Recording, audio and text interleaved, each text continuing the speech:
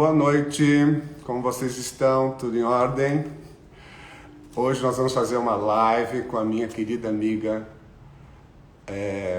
Gabriela Munhoz, que vai estar conosco. Cadê a Gabriela?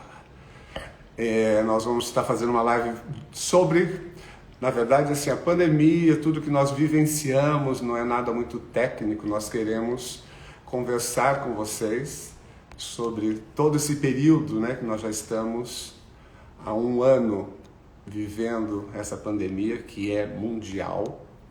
Todos temos nossos altos e baixos vivenciando isso. Estou esperando a Gabriela Munhoz, que é minha grande amiga do Rio de Janeiro. Aqui a Rita já está aqui. Gabriela acaba de entrar. Enviar solicitação. A gente sempre disputava quem é que entra em primeiro lugar nas lives com a Gabriela. Olá, boa noite, Gabriela, querida. Olá, boa noite, Otávio. Tudo bem? Que prazer estar com Tudo você. bom? Ai, que bom estar aqui com você. Obrigado por aceitar esse nosso convite. É um prazer enorme. Para quem não conhece, Gabriela é uma grande amiga, grande dermatologista no Rio de Janeiro, mas ela é da Bahia, mas está lá já como carioca há muitos anos. Gabriela é especialista em dermatologia, ela é palestrante, ela dá cursos no mundo inteiro, sabe muito de microbioma. O ano passado a gente fez uma live sobre microbioma, bactérias, ela adora. Gabriela também sabe muito sobre preenchedores e as suas complicações. Enfim, é uma expert. E aí, Gabriela, fala boa noite para nós. O que você quer que eu fale? Boa noite. Boa noite, vocês estão me ouvindo bem? Sim, estamos ouvindo. Boa noite a todos. Estou te ouvindo bem. Boa noite a todos. Obrigada pelo convite. É um prazer estar aqui com você. E você sabe que as lives voltaram com tudo. Eu estava aqui olhando, tinha um monte de gente fazendo live agora. Você percebeu isso? Sim, é incrível. Eu acho que teve um boom das lives, depois as pessoas cansaram um pouco, e eu acho que agora está retomando, talvez num formato mais leve, nada muito técnico, que é a nossa ideia aqui hoje. Exatamente, está falando sobre Covid, mas de uma forma mais experiência de vida, emoções e tudo mais. E para quem não sabe, a Gabriela, desde o início da pandemia, ela teve a ideia de começar a fazer lives sobre Covid, né? Apesar de nós não sermos infectologistas, mas a Gabriela pegou esse mote e começou a fazer lives. Então, acho que a primeira pergunta que todo mundo quer saber, Gabriela, por que você resolveu começar a fazer lives sobre Covid desde março do ano passado?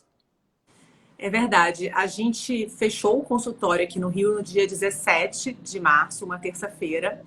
E já no sábado, eu fui convidada, na verdade, por uma jornalista para fazer uma live sobre informações sobre o coronavírus. E naquele momento eu comecei a estudar no sábado, porque ela me ligou no sábado, vamos fazer uma live hoje, no sábado, uma coisa bem para leigo, né, para a população em geral. Eu falei, deixa eu estudar.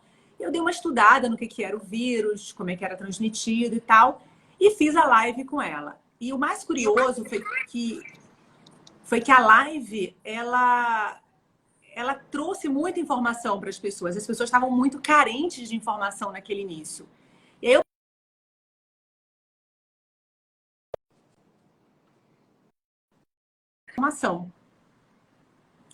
E aí eu convidei um amigo, infectologista, o Marcos Rust. Ele é infectologista, ele mora aí na Alemanha, para começar a fazer um ciclo de lives para dar informação para as pessoas.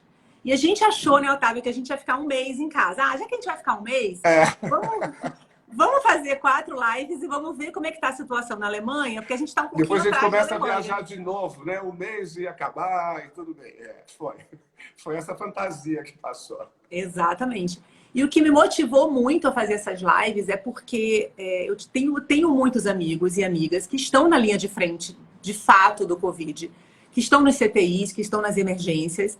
E eu me senti muito na obrigação de, como médica, poder fazer qualquer coisa, assim.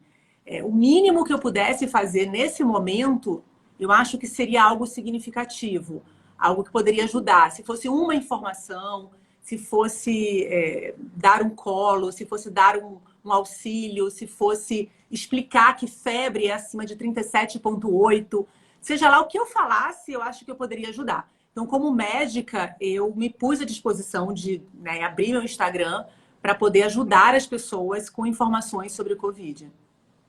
Não, e foi incrível, porque realmente daí todos os colegas começaram, pessoas leigas, os médicos principalmente.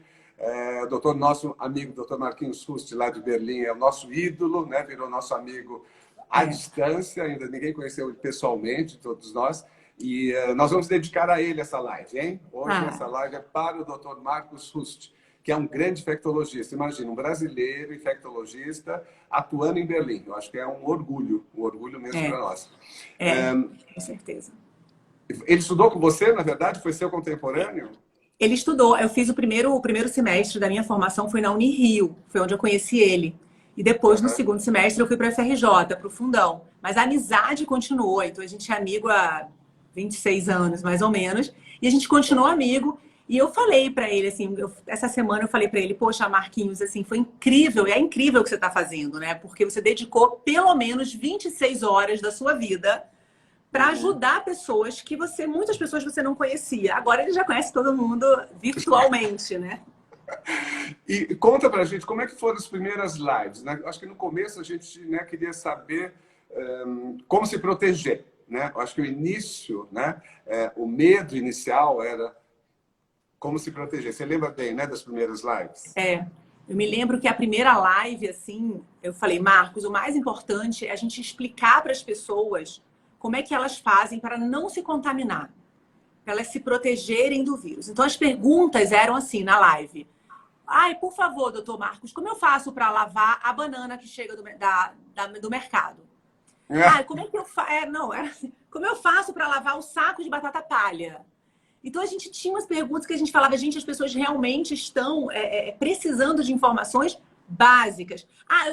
Onde é que eu deixo meu sapato que se eu for no Play pegar uma compra? Eu sei que você também tinha 2 sapatos, né, Otávio? Eu tinha uma sandalinha havaiana que eu tinha na Copa, indo para a área de serviço. E aí, assim, se chegava alguma coisa no elevador, eu punha outra sandália para pegar até o elevador de luvas, eu usava luvas, trocava a sandália e entrava com tudo e aí limpar. Era uma loucura. Exatamente. E a luva, eu acho que era mais contaminante ainda, né? Porque você põe a luva, quer dizer, não tem proteção nenhuma. Mas eu acho que era uma dúvida, essa história de também correspondência que chegava, né? Pega, não pega, limpa. Limpa. Tinha paciente que deixava a conta 15 dias no sol. Eu falava, mas a conta vai vencer se você deixar no sol. Não, eu não vou abrir a conta de jeito nenhum. A gente vai pagar com juros depois. Então, nesse início, assim, as primeiras lives, elas foram muito focando como é que a gente poderia fazer para se proteger, né? E, curiosamente, já se passou um ano e a gente sabe muito bem como se proteger hoje do vírus, né? A gente já está totalmente adaptado à máscara, totalmente adaptado a lavar as mãos, totalmente adaptado a manter um distanciamento da pessoa que a gente está conversando. A gente está adaptado a ficar em ambiente arejado, a gente abre todas as janelas da clínica. Então, um ano depois, olha como é que a gente se adaptou rápido a essas medidas de higiene, né, e de distanciamento. E aí, curiosamente, a live, né, foram todos os sábados a gente ia fazendo, e depois começou o medo da doença, de fato. Algumas pessoas começaram a falar assim, essa doença está próxima, eu conheço alguém que pegou, quais são os sintomas? Então, a live já teve uma outra conotação, que era a gente realmente, antes era o medo de se contaminar, e depois era o medo dos sintomas da doença, porque a gente não sabia exatamente os sintomas. E aí tinham 1000 técnicas também. Vários pacientes falavam, doutora, eu cheiro detergente, eu cheiro azeite trufado, eu cheiro perfume. As pessoas cheiravam tudo. Para ver se não estava com Covid, né? Porque estava cheirando bem. Exatamente. Então, todo mundo fazia esses testes, a gente brincava isso. Olha, é um bom teste, você não está com anosmia. Porque realmente, de fato, teve pessoas que só tiveram anosmia, né? No início, assim, só tinham a perda do olfato. Então, a live foi progredindo com o tempo e a gente depois foi começando a falar sobre a tal da onda, lembra? A gente ficava assim, quando é que essa onda vai vir? Quando é que vai ser o pico? Era o pico não chegava. O pico da onda. Porque o que era incrível assim, porque o Marquinhos na Europa, né, as informações que aconteciam lá, a gente supunha que um mês depois ia chegar aqui, a gente ia meio que contando quantas semanas aquilo aconteceu, e realmente as coisas replicavam aqui, era natural. Impressionante, né? E eu acho que isso é o que dá um sentido realmente de uma pandemia, assim, né? a pandemia ela é reprodutível, assim, você acaba vendo o impacto é mundial da pandemia, a gente está mais globalizado do que nunca. Lá em janeiro do ano passado, a gente falava, imagina, não vai chegar aqui no Brasil, porque é lá da China, de uma cidade, e rapidamente chegou ao Brasil, né? Antes da gente esperar, a gente teve pouco tempo para se preparar, né? Para mobilizar os hospitais de campanha, equipar tudo, enfim, fizemos tudo e aí não chegava o pico. E toda live... E também a questão de que vírus é esse, né? Um corona, como é que eram as espículas? Fala pra gente um pouco desse momento. Tinha esse início das lives também que todo mundo queria entender, todo mundo virou virologista.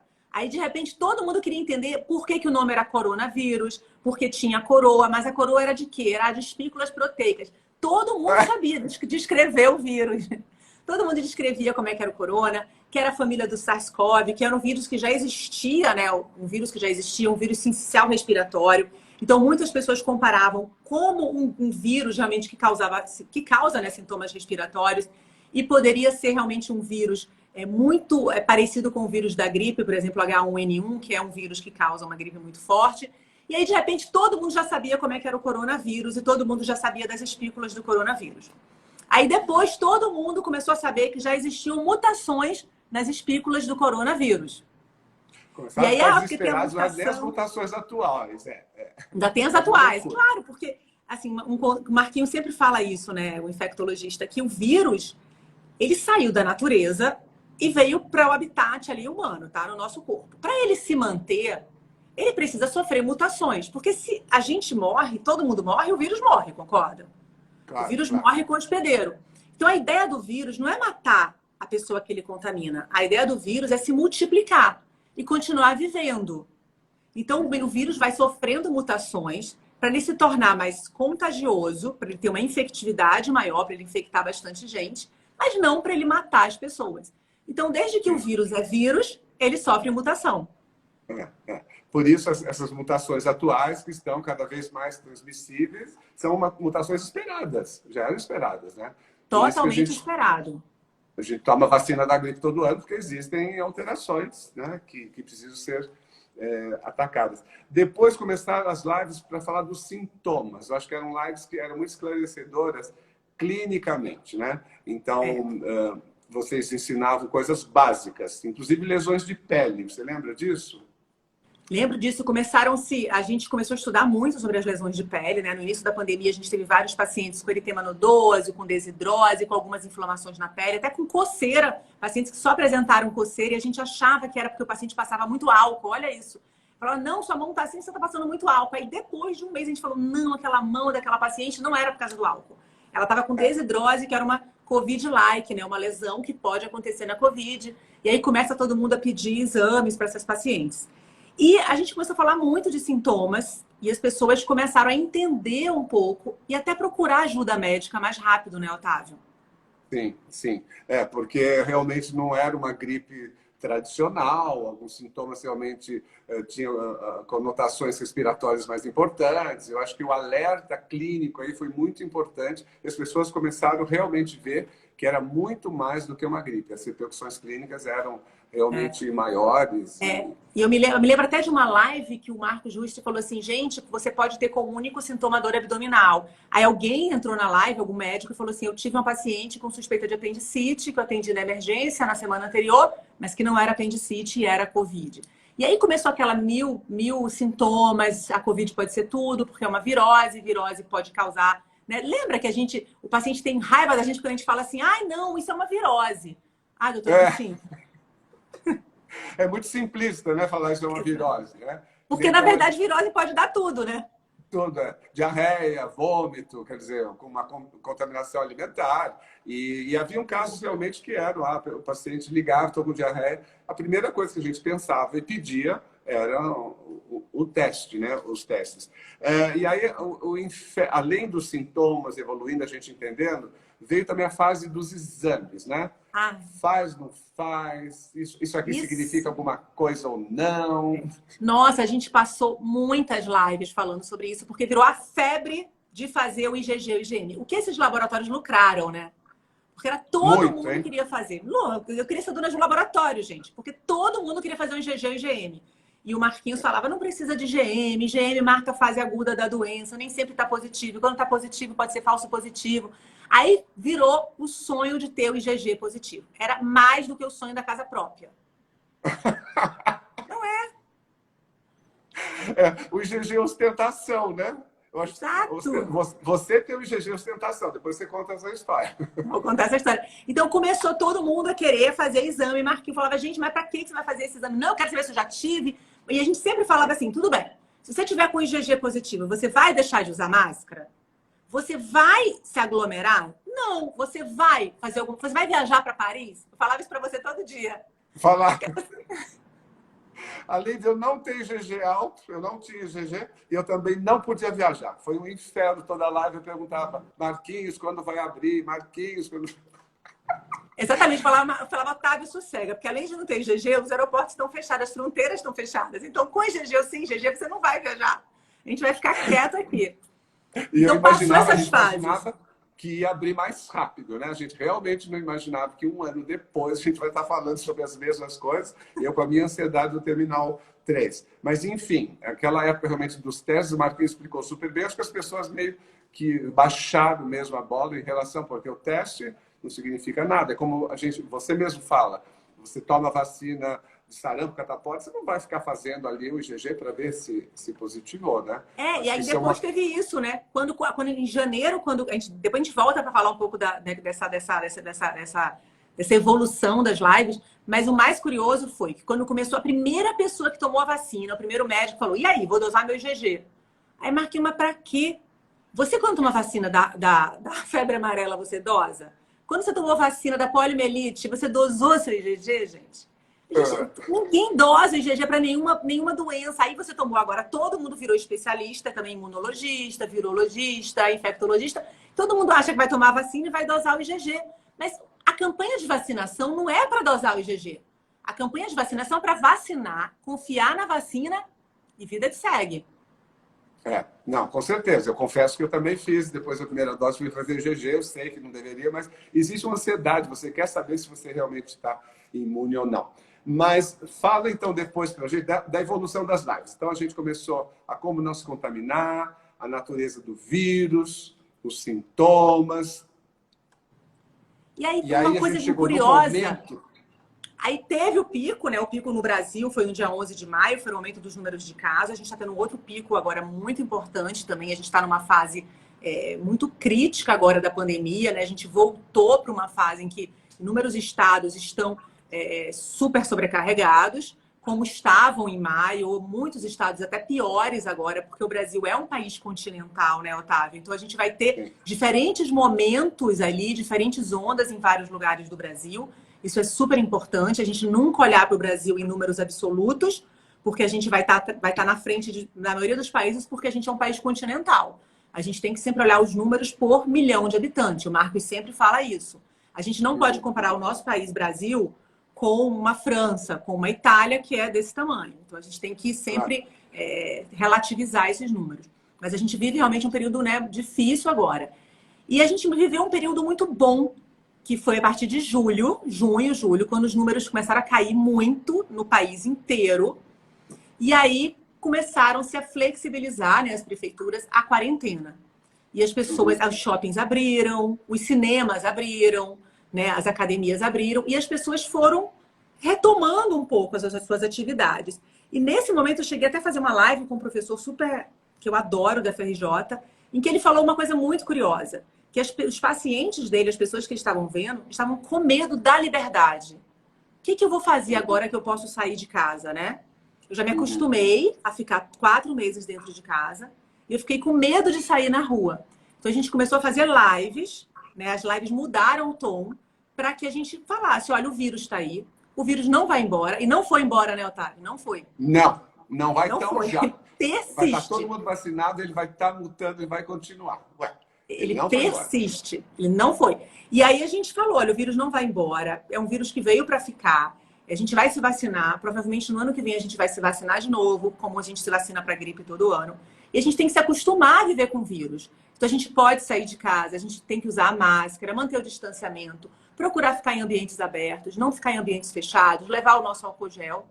E aí entrou naquela frase que você adora: vamos viver o novo normal. Não! Eu odeio. Gente, não existe novo normal, a gente não vai voltar nunca. Essa volta ao novo normal me irrita profundamente, porque é uma revolução que aconteceu com todo mundo, vai acontecer, a gente vai estar voltando a uma outra realidade. E isso que você falou, eu assisti muito essa live do professor Cláudio, não é? De clínica, Professor Antônio Cláudio. Maravilhoso, porque ele falava exatamente, gente, se protege, era inverno, era julho, põe um casaquinho, se protege, não pega uma corrente de frio, é isso que vocês têm que fazer, voltar, né, sabendo que a vida vai continuar com esses conselhos, o álcool gel, a máscara, etc. Foi um momento realmente difícil, os shoppings começaram a abrir, mas as pessoas tinham medo dessa volta, e se questionando, né, voltando para os consultórios, por exemplo. Chegavam lá para a gente fazer uma toxina, que daí era assim, tinha feito em novembro, dezembro, para o Natal de 2019, já estava na hora de 5 meses depois fazer de novo a aplicação. E elas vinham um pouco constrangidas, mas será que é momento, eu posso? Mas também tinha assim um limite. Eu estou no limite, eu preciso me cuidar, eu preciso de novo fazer meu botox. Como é que foi esse período para você? Também elas chegavam dessa forma? Eu achei que foi assim, o retorno ao consultório foi muito emocionante assim para mim, porque eu nunca tinha ficado sem trabalhar desde os meus 18 anos de idade.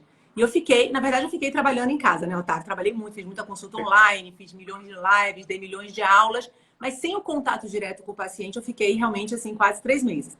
E quando eu voltei para o consultório, eu perguntava como é que foi sua quarentena? Eu queria saber como é que aquela pessoa tinha passado por aquilo, né? Porque algumas pessoas passaram com muita resiliência, até tiveram muitos momentos muito bons durante a pandemia, com suas famílias, na sua casa, com seus filhos, um resgate de muitas relações ali, né? E que a gente às vezes não tem esse tempo para poder doar para aqueles que estão muito próximos da gente, né? Eu sou uma que vejo meu marido poucas vezes, assim, porque ele trabalha mais do que eu. A gente costuma brincar que a gente não se encontra, por isso que a gente está casado há 20 anos. Então agora eu encontrava ele todo dia durante a quarentena e foi ótimo, porque a gente ficou super junto, super unido. E aí muitas pacientes contavam suas histórias, né, de como foi a quarentena, se foi resiliente, se foi triste, se foi com medo. E falava assim, ai, Gabriela, eu vim me cuidar, mas não sei se eu faço a toxina, se eu faço o preenchimento. Poxa, será o momento? Se sentiam um pouco culpadas ou constrangidas. Aí começou um trabalho da gente falar, não, você não tem que se sentir culpado porque você está se cuidando. Cuidar da saúde é cuidar da beleza, é cuidar da pele, é olhar para o espelho e ver do que você está gostando. Né? Tinham pessoas que começaram a ficar deprimidas porque não pintavam o cabelo, não faziam a unha, mudou radicalmente. Né? Você tira daquela pessoa todos os hábitos que ela tinha. Então, algumas pessoas contaram, olha, eu pintei meu cabelo, como ficou engraçado, eu cortei meu cabelo, eu fiz minha unha, eu quis me cuidar. E esse movimento que a gente viu, né, em junho, das pacientes um pouco culpadas, ele logo se dissipou. E os pacientes entraram numa vibração de se cuidar, de cuidar da saúde como um todo. Então, todos os pacientes estão indo, cardiologistas, clínico geral, fazendo exames de sangue. Os pacientes estão procurando nutricionista, fazendo exercício físico. Assim, é uma verdadeira revolução na área da saúde.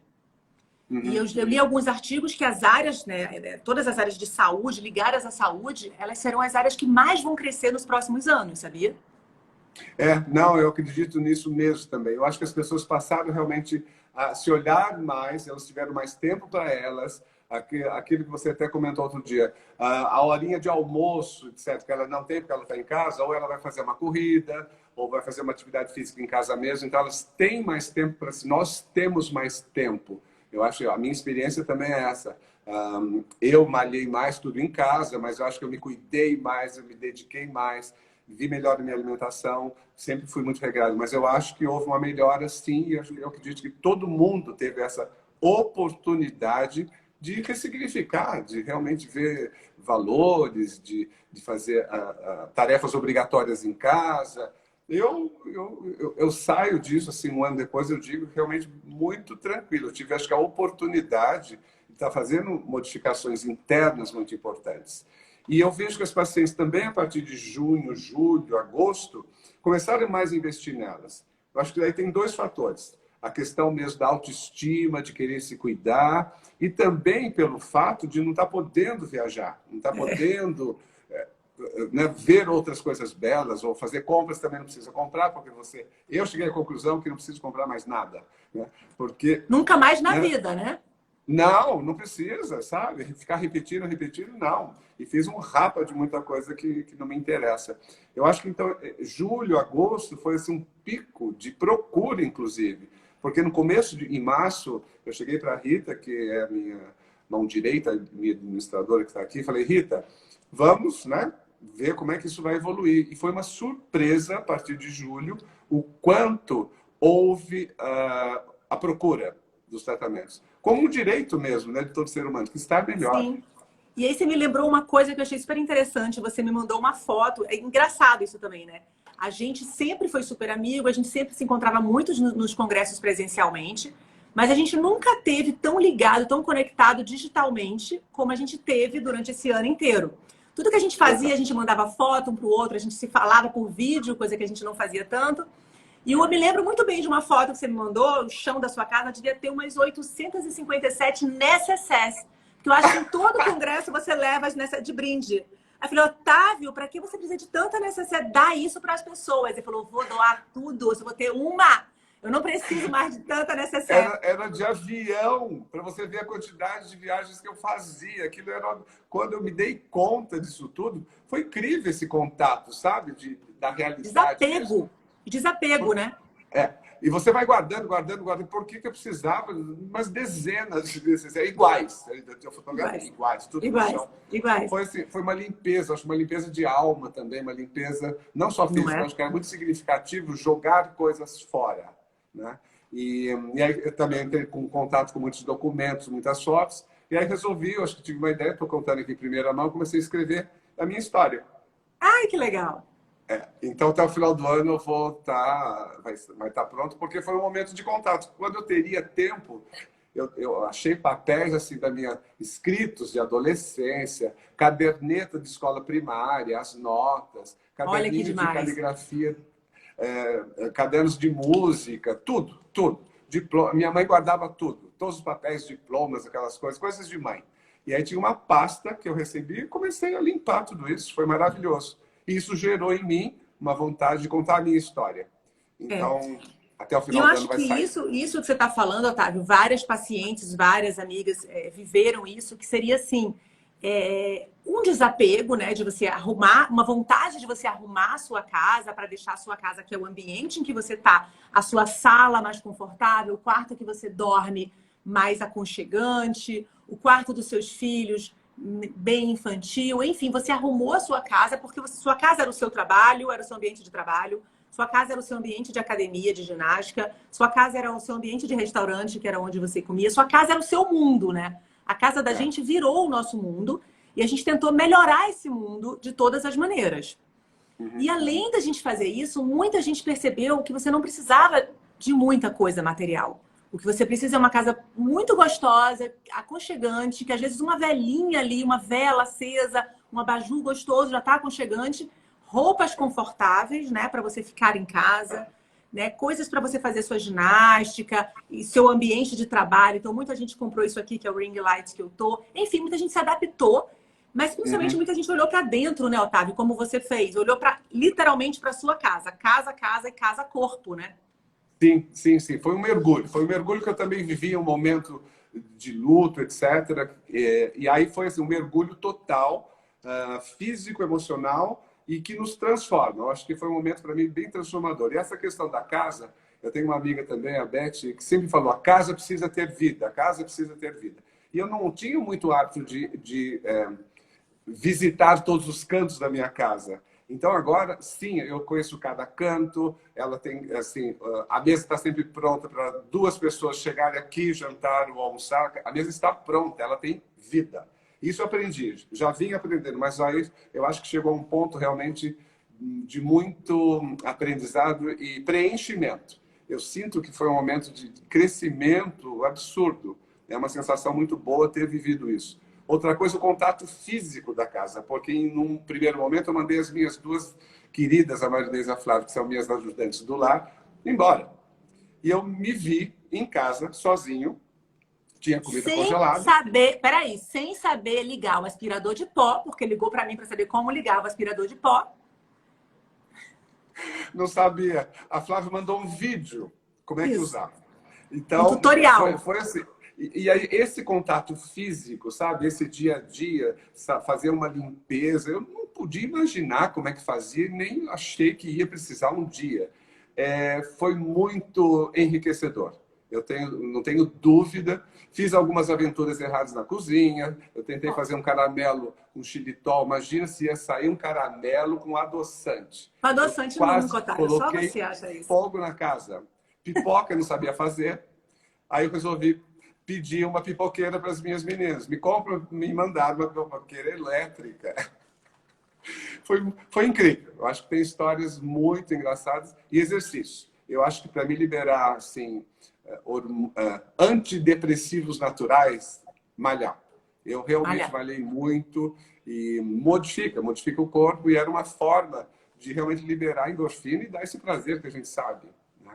E você sabe, eu tive uma amiga que foi o contrário. Ela falou assim, no início da pandemia eu não consegui me organizar, eu não consegui produzir nada, e eu comi muito, acabei engordando. E curiosamente, eu falei para ela, olha, tudo tem seu tempo, você vai achar o seu tempo, você vai se organizar internamente, você vai se organizar externamente, eu acredito que você vai conseguir. Hoje em dia ela está super organizada, trabalhando em casa, fez um escritório, está malhando, não quer mais voltar para a academia. Quer dizer, ela conseguiu revolucionar a vida dela de uma maneira que ela tem mais tempo, ela hoje está mais feliz e ela no início não conseguia. Então não é todo mundo que também tem que se cobrar e de conseguir produzir, porque eu vi tantas séries, porque eu fiz tantos cursos, porque eu fiz isso. Não, tem gente que fez outras coisas, né? E manteve essa energia circulando de outras maneiras também. Então a gente vê tantos depoimentos das pessoas de como elas lidaram durante esse ano todo e continuam lidando e continuam se modificando. E eu acho que isso tem a ver, Otávio, muito com essa revolução mesmo digital que a gente está vivendo, né? A gente foi obrigado a viver uma revolução digital em um ano que ela estava prevista para acontecer nos próximos 5 anos, sabia disso? Eu acho que acelerou muito, mesmo os nossos congressos. A gente viu que, na prática, os congressos podem ser realizados digitalmente. O que a gente gosta de congresso é o encontro, o abraço, o beijo com colegas e rir, e depois sair. Mas, tecnicamente, a informação, a gente sabe que pode ser realmente digital. Eu nunca estudei tanto, eu nunca fiz tantas aulas, porque tudo funcionava. E eu acho que algumas profissões, a nossa não. Quando é uma consulta normal de telemedicina, ok. Nós temos procedimentos que não. Mas a advocacia, eu acho que tem várias áreas que vão continuar nesse esquema. Eu tenho uma grande amiga, também Gabriela, que morava em Nova York, com escritório na Quinta Avenida. Ela falou, Otávio, voltei para o Brasil. Ela resolve tudo em casa e não precisa daquele escritório físico lá. E, segundo ela, Nova York não volta antes de 4, 5 anos. Ela não acredita que aquele burburinho todo volte. Eu acho que existe aí, né, estatísticas, como você falou, né, que vai ser bem diferente a volta em vários setores. Eu estava conversando até hoje com o Marcos sobre isso e ele deu uma comparação que eu achei muito válida, que foi assim, esse novo normal, que a gente, na verdade, nessa palavra novo normal você não gosta tanto, e que esse novo normal ele é comparado com o 11 de setembro de 2001, né, quando houve o ataque às Torres Gêmeas em Nova York, e o mundo nunca mais foi o mesmo. Depois daquele 11 de setembro, para a gente fazer uma viagem internacional, a gente já tinha que escolher uma roupa que fosse fácil de tirar o cinto ou sem cinto, um sapato que fosse fácil de tirar, porque a gente sabia que as seguranças estavam muito reforçadas nos aeroportos. A necessaire virou desse tamanho, o Otávio teve que se reinventar. Colocar o mínimo do mínimo, as quantidades pequenininhas e usar e jogar fora. Com certeza, foi uma adaptação. Muita gente esquece do quanto nos transformamos. Quantas horas antes de chegar para o raio-x, aquela pressão, aquele controle. que é o que nós vamos passar até agora, inclusive com essa questão do Covid. A máscara vai ser para sempre. A gente via os orientais viajando de máscara, a gente ria, achava engraçado, mas eles estavam corretíssimos, né? Já era uma virose, uma gripe que eles tinham respeito de não transmitir. Exatamente. O que a gente pensa é o seguinte, a gente, naquela época, depois, né, do 2001, quando a gente começou a viajar, né, depois do ataque às Torres Gêmeas, a gente teve uma pressão pela segurança muito grande, né, nos aeroportos. E hoje os aeroportos, eu não viajei, mas o Marcos, que viajou lá pela Europa, ele falou, Gabriela, os aeroportos estão numa pressão sanitária muito grande. Então, os aeroportos têm pessoas contratadas para medir a sua temperatura, pessoas contratadas nos terminais para poder ficar a quantidade menor de pessoas possíveis em cada terminal. Teste de Covid, teste rápido em vários pontos do aeroporto. Maneiras, máscara para todo mundo, né? Você pode comprar máscara, você adquire máscara, como eles davam, lembra, no 2001, os saquinhos de Ziploc, agora são máscaras. Então, assim, a experiência de viajar ao aeroporto, ele falou, o aeroporto não é mais o mesmo. O aeroporto não é mais o mesmo, é outro aeroporto. E agora com uma pressão sanitária muito diferente. Então, tenho até alguns amigos que estão estudando sobre isso, epidemiologistas, que eles falam realmente, assim, que, como você falou, os próximos 4, 5 anos, a experiência de viajar não vai ser aquela experiência tão leve. Não. A gente vai estar apreensivo com tudo. Por exemplo, entrar numa sala VIP, não dá, porque aquilo é tudo fechado. Como entrar numa sala de cinema? Eu não tenho coragem de ir ao cinema. Eu nem sei se eu vou voltar, porque você tem Netflix, Amazon Prime em casa. O gostoso do cinema era o cheiro da pipoca, uma tela, encontrar amigos. Mas eu tenho medo de voltar às salas de cinema. Teatro. Eu acho que são áreas que estão muito prejudicadas, infelizmente, muita quebradeira economicamente, mas que me assustam. Eu não sei em que momento eu vou conseguir voltar a esse tipo de atividade. Vai conseguir voltar porque a gente vai achar saídas e maneiras de você conseguir retomar isso, como a gente está retomando outras coisas na vida, protegidos, né? E é óbvio, gente, que nenhuma pandemia ela dura para sempre. Nenhuma pandemia durou para sempre até hoje, né? A gente teve a gripe espanhola, que acabou e quase dizimou populações, né, cidades, mas acabou. Então, da mesma maneira, o Covid, a pandemia, o Covid, ele vai continuar existindo, é um vírus que provavelmente veio para ficar, ele não será exterminado, né? Ele não será erradicado, como outras doenças foram erradicadas, mas ele será controlado. Como o sarampo é controlado, como outras doenças são controladas. Né? E vai ser vacinação em massa todos os anos. Mas para que o Covid seja controlado, é preciso que a população mundial atinja a tal imunidade de rebanho.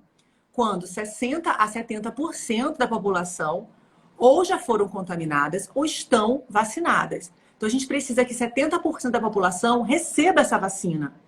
Então, o que a gente fala muito é sobre vacinação. A gente hoje vive um momento que, apesar de ser um momento crítico no Brasil, um momento difícil, mas existe uma coisa que não existia no ano passado.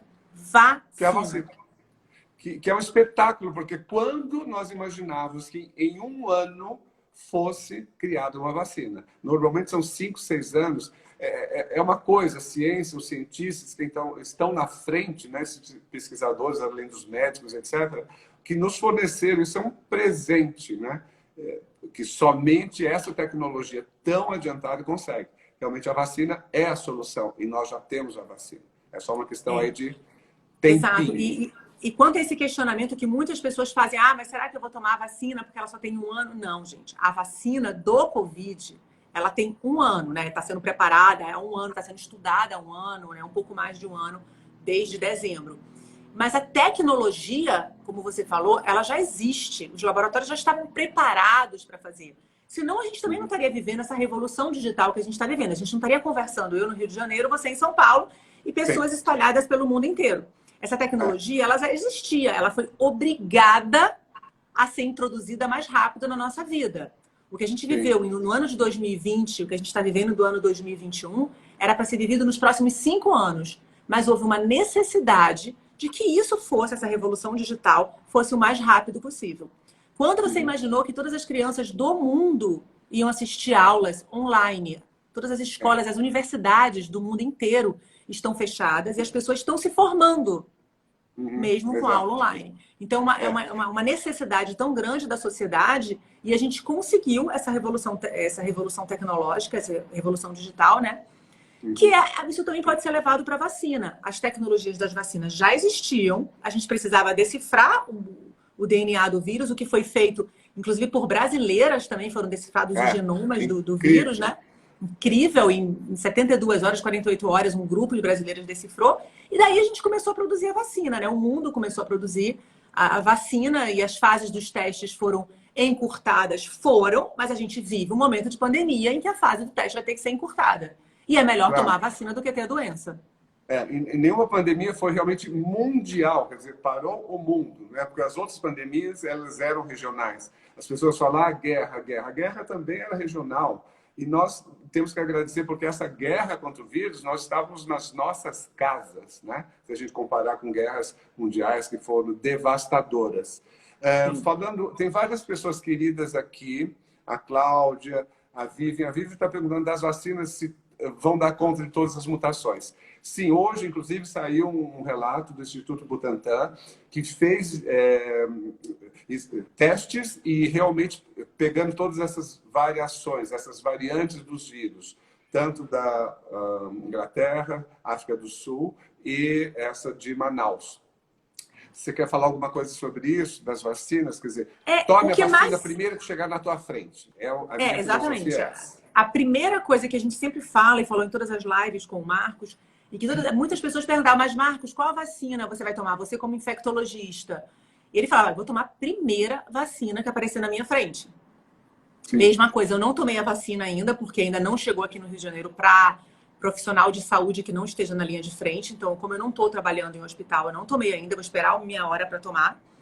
Eu vou tomar a primeira vacina, seja ela qual for a vacina, eu vou tomar. Então, porque o que acontece? Por que você vai tomar isso? Porque quando eu fui tomar a vacina da febre amarela, eu não perguntei, mas, por favor, qual é o laboratório da febre amarela? É vírus vivo atenuado? Foi feita com RNA? Gente, eu nunca perguntei isso na vida, não vai ser agora que eu vou perguntar. Então, eu não quero saber se a vacina é vírus vivo atenuado, se é um pedaço da espícula, se é o RNA. Não interessa. A primeira vacina que aparecer é a vacina que eu vou tomar. E, provavelmente, a gente vai tomar a vacina todo ano. Por quê? Como a gente falou antes, agora na live, né? Os vírus, eles vão mudando. Eles vão sofrendo mutações, que são processos naturais dos vírus, para que eles se mantenham aqui no hospedeiro, no homem. Né? Para o vírus não morrer, ele vai se mudando para poder ir contaminando maior quantidade de gente. Então, o mais importante nesse momento é a gente vacinar. E vacinar rápido, né? O Brasil, Otávio, ele tem 38 mil postos de vacinação. E a gente conseguiria vacinar o país inteiro em 3 meses se a gente tivesse vacina suficiente. É uma loucura. O sistema vacinal brasileiro é um exemplo. Por exemplo, os Estados Unidos não têm postos de saúde como nós temos, rápidos e tal. E eles já estão realmente adiantados. Aliás, um estudo dessa semana eu acabei lendo que eles acham que agora, pelo número de pessoas vacinadas, primavera, verão já deve ficar bem sob controle e talvez no início do inverno, dezembro, janeiro, possa ter de novo, se as pessoas não mantiverem distanciamento e não usarem máscaras. Então, realmente, nós temos um esquema, só está faltando realmente as vacinas. E a gente tem toda a logística pronta e esperando o Plano Nacional de Imunização do Brasil. Ele é exemplo para o mundo inteiro. Então, o que a gente precisa é chegar cada vez mais vacinas, né? Eu acredito que isso a pressão para chegar mais vacinas, ela é uma pressão muito importante, até pelo momento que a gente vive. Então, chegando mais vacinas, é muito rápido vacinar. Eu já trabalhei em posto de saúde, né? Já como estagiária na época da UFRJ. E, assim, as campanhas de vacinação, elas são super efetivas. A logística é maravilhosa. Os postos, eles são aptos a vacinar muito rápido. Todas as pessoas elogiam as vacinações aqui no Rio, todos os postos. Então, a gente tem tudo para a gente conseguir. Basta ter vacina. E, aos poucos, as vacinas estão chegando. E tanto a Fiocruz como o Butantan em São Paulo estão produzindo vacinas 24 horas por dia, né, Otávio? Sim, são instituições reconhecidas mundialmente. Quer dizer, não tem erro nenhum. É um exemplo. E o nosso papel é falar diariamente, convencer as pessoas em lives e pessoalmente que vacinação é a solução. não tem outro caminho. Acho que quem ainda tem alguma dúvida, por favor, né, passe a informação e dê um exemplo fotográfico. Eu acho que é uma emoção. Quando eu fui, É. foi uma emoção enorme. E Você sabe que levei isso me meus lembrou, passaportes. isso me lembrou um médico, né? Um médico super discreto, em que ele postou no Instagram dele o momento em que ele estava sendo vacinado. E ele colocou assim: eu nunca posto nada, mas eu vou postar esse momento da vacina, porque eu quero que sirva de exemplo para que essa campanha da vacinação, da selfie com a vacina ou da vacina, se torne realmente uma coisa viral. Que isso sim se multiplique. Para todas as pessoas verem a emoção de vacinar, a importância de vacinar e o impacto disso, não só na sua casa, na sua cidade, mas o impacto disso no mundo. A gente precisa que o mundo se vacine. A gente precisa que o mundo adquira uma imunidade de rebanho. Então é importante que todos os países e todas as pessoas realmente se vacinem. Com certeza. Tem uma pergunta aqui do Pinheiro, perguntando se a primeira e segunda dose se pode ser da mesma dose, claro, da mesma marca. E quando for tomar nos outros anos, necessariamente tem que ser da mesma que tomei a primeira e a segunda dose. Não, Não. não. Eu acho que isso nunca vai se conseguir da mesma laboratório e eu acho que não vejo nenhum problema. Não, e todo ano a gente toma vacina H1N1 e você não sabe nem que marca você está tomando, né? Não, Não, esse preconceito, né? Ah, vacina chinesa, ou é americana, ou é da Inglaterra. Eu acho engraçado quando falava de Oxford, achavam que as cepas vinham de. Não, é da Universidade de Oxford. Né? As IFAs vêm da China. Eu acho que isso Exato. é muito, muito, muito importante. Conta um pouco o que modificou agora, um ano depois, o seu consultório. Assim, a procura das pessoas já está mais ou menos estabilizada, elas perderam um pouco de medo. Lógico, a gente tem todo o agendamento mais espaçado, nós temos todos os IPIs. Me conta um pouco do seu dia a dia agora, um ano depois. Um ano depois, as pessoas elas estão mais leves, assim, elas estão mais. Muita gente já teve, né, a doença, ou ficou doente, ou teve sintomas leves, ou está com IgG positivo, teve assim um sintoma e já colheu. Então, muitas pessoas elas se sentem mais seguras de sair com máscara, com álcool, com tudo, mas elas falam, eu já tive, eu tô com IgG, então eu tô mais tranquila. Então a gente tem agora muita gente imunizada, né? Muita gente que já pegou o vírus. Claro que existe um risco de reinfecção, esse risco é pequeno, mas ele existe. Mas o fato da pessoa estar com IgG, o fato dela já ter tido a doença, deixa ela mais tranquila, porque realmente o risco de reinfecção é muito pequeno. Né? São poucos os casos que tem. Então tem muita gente mais tranquila nesse sentido. E tem muita gente que entendeu que não vai ficar presa até junho. Até as pessoas mais idosas que receberam já a primeira dose, já estão indo para o consultório, já estão fazendo coisa e falam, já recebi a primeira dose, estou tendo todo o cuidado, tem janela aberta, então eu estou saindo de casa agora, porque eu também não aguento mais ficar dentro de casa. E é verdade, assim, né? Teve muitos idosos que ficaram mais de um ano dentro de um apartamento. Sem ver os netos, sem ver os familiares. É realmente muito. E é como você sempre diz também, gente, é distanciamento, não é isolamento. Né? São coisas diferentes. Né? Não pode somente ficar numa ilha e depressão vem mesmo. Aliás, o número de depressão, ansiedade, angústia, violência familiar, infelizmente, isso aumentou bastante. Eu fiz uma live com a Yara Prandi, que é uma psiquiatra, e inclusive o aumento infelizmente, de número de suicídios. Então, realmente, essa restrição de contato social foi muito, muito, muito chata. Eu também vejo no meu consultório que as pessoas estão procurando mais normalmente, mais tranquilas, vendo todos os aparatos que a gente faz dos agendamentos e das desinfecções. Eu acho também que está voltando realmente normal. Essa semana passada, como aqui em São Paulo entrou nessa fase vermelha, deu uma assustadazinha de novo. Né? Eu queria que você falasse um pouco daquilo que você me falou hoje à tarde, das UTIs, dos números, da comparação, que as pessoas ficam assustadas. Teve alguém até que perguntou sobre Manaus. O que acontece, assim, que é muito importante, é que a gente tem momentos, a gente está num momento diferente agora no Brasil. E eu posso falar isso porque eu tenho um marido que opera no hospital, eu tenho amigos que operam, que são cirurgiões. Então, o que aconteceu no final de março é que todos os hospitais, tanto da rede pública como da rede privada, eles se prepararam para receber, basicamente, pacientes de Covid. Então, se um hospital, exemplo, tinha, né, tem 100 leitos, aquele hospital deixou 80 leitos separados para receber pacientes de Covid. Os outros 20 leitos era para receber emergência. O que é a emergência? É um infarto, é um AVC, é um atropelamento. Meu marido, por exemplo, que bota um marca-passo, que bota um desfibrilador, ele só podia colocar marca-passo e desfibrilador se fosse uma emergência. Mas se fosse um paciente que estava com... Poderia esperar? Podia esperar um bloqueio de ramo direito, que podia esperar 2, 3 meses, ele não ia operar. Então, só cirurgias de emergência estavam sendo feitas para todos os leitos ficarem disponíveis para os pacientes de Covid. Além dos hospitais públicos e particulares ficarem desse momento, desse jeito durante meses, as cirurgias só voltaram em julho, tá? Então a gente ficou final de março, abril todo, maio todo e bastante tempo de junho. A gente tinha naquela época, né, muitos hospitais de campanha. Foram abertos alguns hospitais de campanha. E quando as coisas melhoraram muito, né, principalmente em agosto, setembro, os números melhoraram muito, esses hospitais de campanha foram fechados porque eles estavam vazios. Não tinha por que você pagar um hospital de campanha vazio. E os hospitais voltaram ao seu funcionamento quase normal. Em vez deles destinarem 80%, é o número que eu chutei, tá? 80% dos leitos para Covid, eles destinaram 10% dos leitos para Covid. A gente chama de leitos de Covid.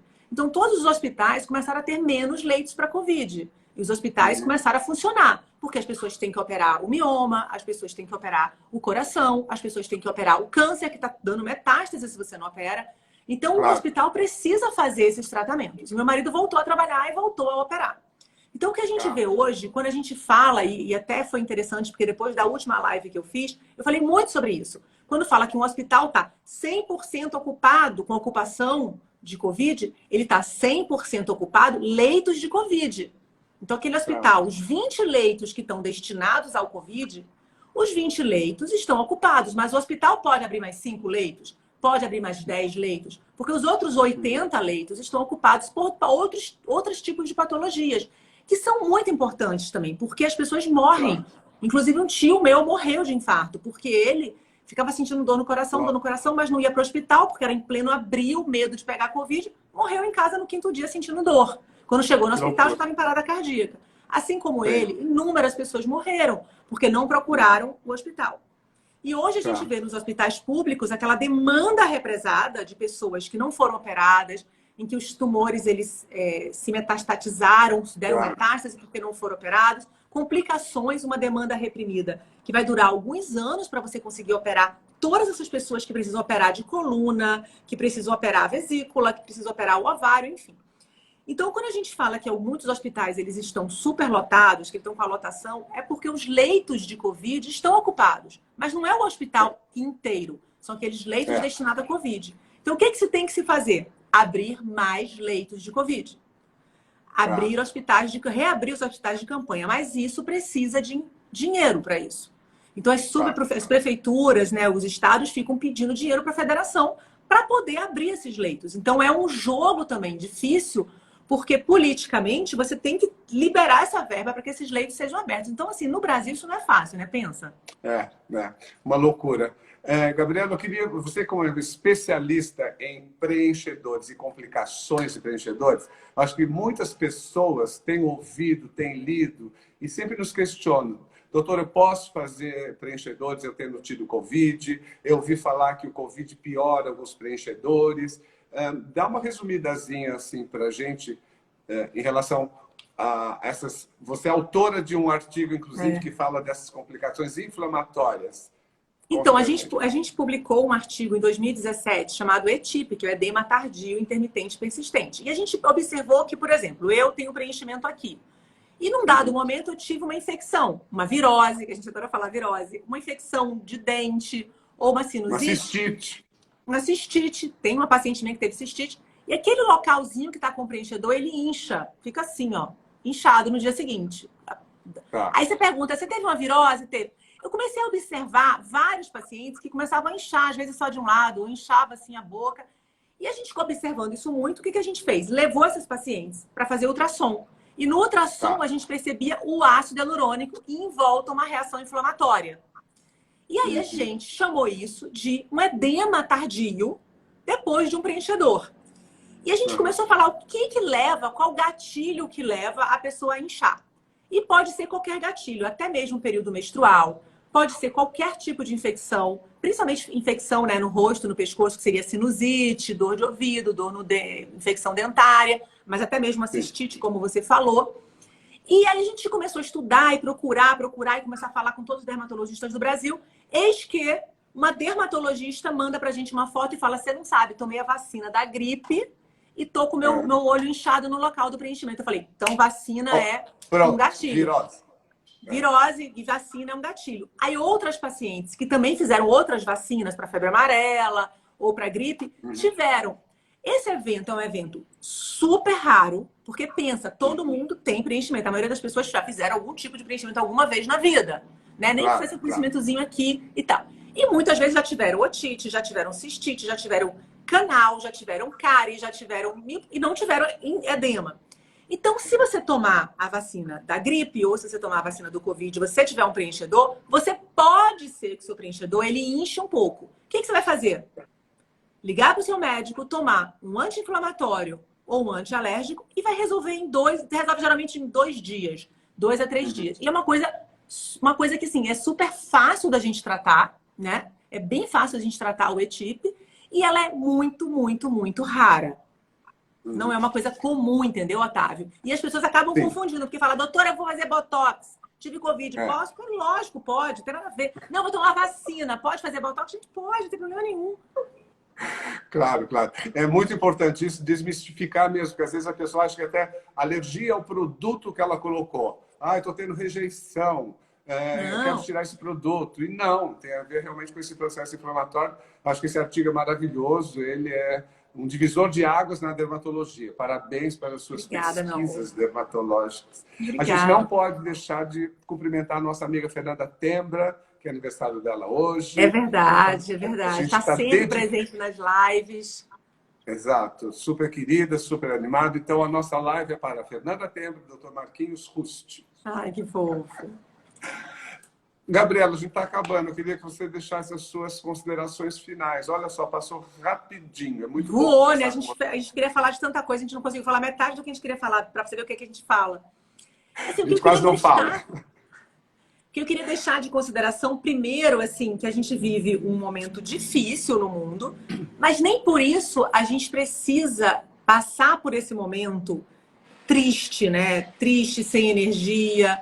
A gente, ao contrário, tem que manter a nossa energia elevada, brincar, sorrir, nunca se sentir culpado por isso, agradecer tudo que a gente tem e levar a vida com leveza, porque a gente vive tempos muito difíceis, realmente, né? Para toda a humanidade. A gente tem essa empatia com o próximo que está do nosso lado, o vizinho, o colega, mas com a humanidade, né? A gente ficou muito, muito tocado por tantas histórias no mundo todo. Sensibilizados.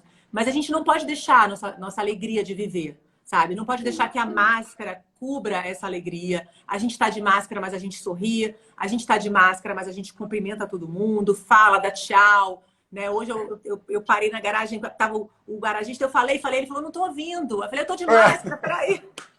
Aí eu sorri, mandei tchau. Então a gente tem que manter essa energia alta, porque isso é importante para a gente passar por esse período sombrio que a gente está passando. Então o período pode ser sombrio, mas a gente tem que levar isso com leveza.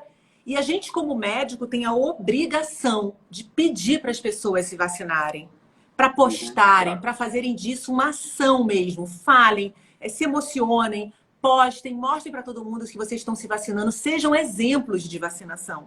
Porque é isso que vai salvar o nosso mundo, o nosso planeta, né? Claro. E saber que a vacina, muitas vezes, tudo bem, você não vai ter sintomas graves, o que já é uma grande... Não é que você está isento, que você não vai pegar. Se pegar, você vai ter sintomas mais leves. As pessoas precisam entender. E quando você fala de alegria, eu resolvi colocar assim, uma cor clarinha, bem azulzinha, porque tudo azul, o céu é azul, as nuvens são azuis, as nuvens passam, acho que a grande mensagem é exatamente essa. Tudo passa na vida, tudo. Exatamente. As tragédias, as coisas ruins. Nós temos que continuar felizes, tendo amigos como você. Quero agradecer muito nessa live que foi maravilhosa. Obrigado. Obrigada, gente. Um beijo grande para todo mundo. Obrigada por ter nos assistido. Obrigado, boa noite, Gabriela. Obrigada, Obrigado. boa noite.